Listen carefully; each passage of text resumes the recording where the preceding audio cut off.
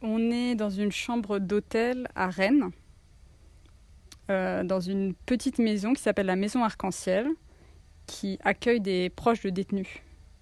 On voit une femme enceinte qui est assise sur un lit avec un couvre-lit bleu. Et derrière elle, il y a un mur bleu aussi avec du papier peint qui fait un peu des bulles. Et devant elle, il y a un petit garçon de dos. On voit sa nuque et ses oreilles qui sont éclairées par une lumière orange qui vient de la droite et qui le découpe contre le mur bleu.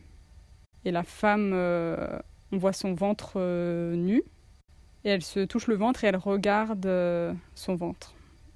Ils sont tous les deux à droite du cadre et à gauche du cadre, il y a une petite lampe de chevet avec l'abat-jour de travers. En France, 71 000 personnes sont en détention le 1er avril 2019 et plus de la moitié de ces personnes reçoivent des visites de proches. Ça fait tout un tas de personnes qui aiment quelqu'un qui est en détention.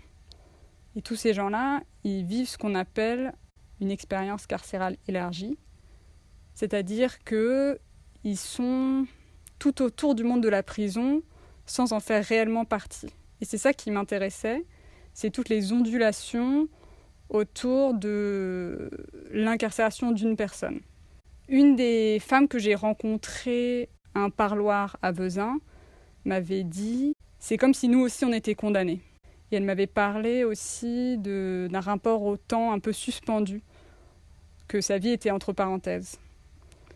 Et c'est ça que j'ai décidé d'explorer dans mon projet, c'est ce rapport au temps et à l'absence. Et donc dans cette photographie, il y a vraiment ces deux thèmes, l'absence et le passage du temps. Pour moi, on sent l'absence à la fois à travers le déséquilibre dans le cadre. La mère et l'enfant sont tout à droite. C'est que le cadre penche un petit peu vers la droite, il est déséquilibré. Et je trouve que l'abat-jour que j'ai mis de travers fait un peu écho à ça. Et donc ça, c'était délibéré.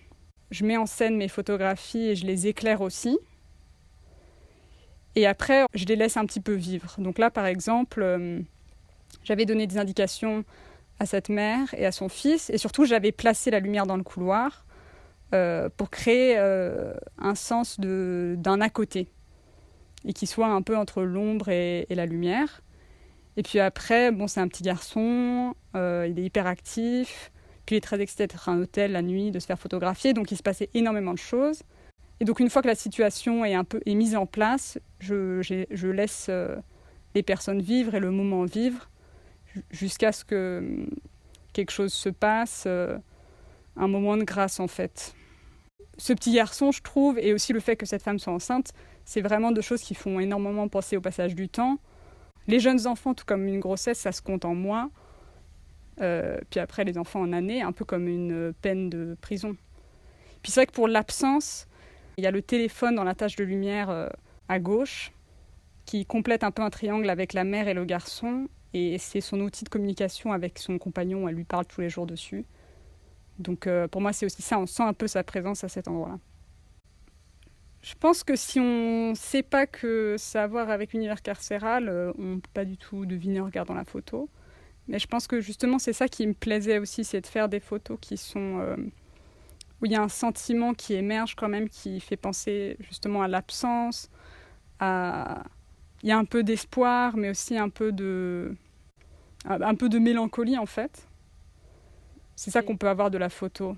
J'aime beaucoup que ça existe en dehors de l'univers carcéral en fait. Qu'on puisse regarder la photo et ressentir quelque chose, et qu'en plus ce sentiment soit complété par une information, mais qui ne vient pas de la photo en fait. C'est pas parce que c'est un sujet difficile ou que c'est des populations qui vivent dans la précarité qu'elles peuvent pas être vues d'une manière très belle, très gracieuse. Voilà.